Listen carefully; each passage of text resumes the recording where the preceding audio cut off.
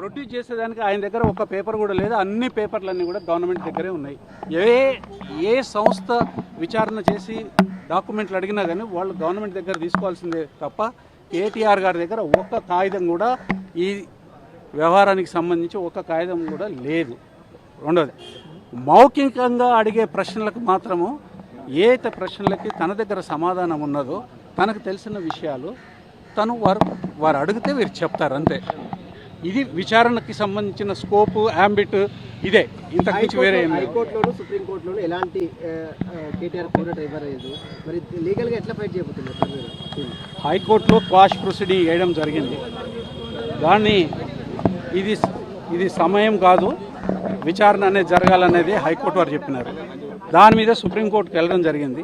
సుప్రీంకోర్టుకు వెళ్ళే ఏ రోజున వేసాము, హైకోర్టు 7వ తారీఖు నాడు జడ్జిమెంట్ ఇస్తే 7వ తారీఖు నాడే సుప్రీంకోర్టులో వేయడం జరిగింది. ఈ లోపల 9వ తారీఖు నాడు విచారణకు పిలిచినారు.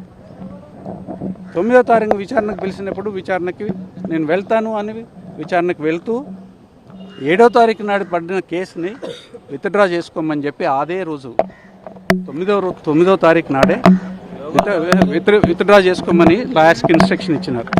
అదే పని సుప్రీంకోర్టులో లాయర్స్ విత్డ్రా చేసినారు కేసు. అంటే సుప్రీంకోర్టులో రిలీఫ్ రాలేదు అనేది అసలు మేము ఆర్గ్యూనే చేయలేదు.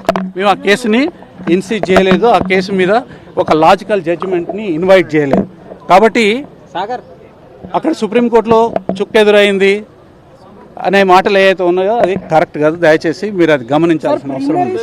చాలా కేసుల్లో క్వాష్ చేయడం అనేటువంటి జరగదు, కానీ క్వాష్ చేసే బదులు యాంటిసిపేటరీ వేసుకోవచ్చు అనేది చాలా మంది చెప్తున్నటువంటి వార్త. సరే, అది యాంటిసిపేటరీ వేయాలన్నా ఇంకా వేరే ఏమన్నా ప్రొసీడింగ్ వేయాలనేది క్లయింట్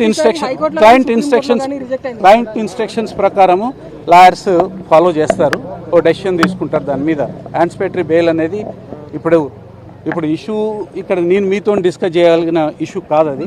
కాబట్టి ఏదైనా సరే ఒక విషయం కేటీఆర్ గారు మొదటి నుంచి చెప్తున్నారు. అది ఏంటంటే నేను తప్పు చేయలేదు, కోర్టుల మీద నాకు నమ్మకం ఉన్నది, న్యాయ వ్యవస్థ మీద నమ్మకం ఉన్నది, వ్యవస్థలన్నిటి మీద నమ్మకం ఉన్నది. అదే వ్యవస్థలలో నేను పనిచేసి వచ్చిన వాడిని. ధర్మము న్యాయం అనేది తప్పనిసరిగా జరుగుతుంది, నేను తప్పు చేయలేదు కాబట్టి అనేది ఒక స్టాండ్ ఉన్నది. ఏదైనా సరే ఏ కోర్టుకు పోయినా కానీ ఒక లీగల్ అవకాశం ఉంటేనే పోతారు ఎవరైనా. ఆ లీగల్ అవకాశాన్ని కూడా అవైల్ చేసుకోకూడదనే ఆలోచన ఏదైనా ఉంటే అది తప్పు. అది తప్పనిసరిగా అన్ని లీగల్ ఆప్షన్స్ని, అన్ని లీగల్ అవకాశాలని వీటన్నిటిని కూడా అవైల్ చేసుకుంటారు. ఓకే.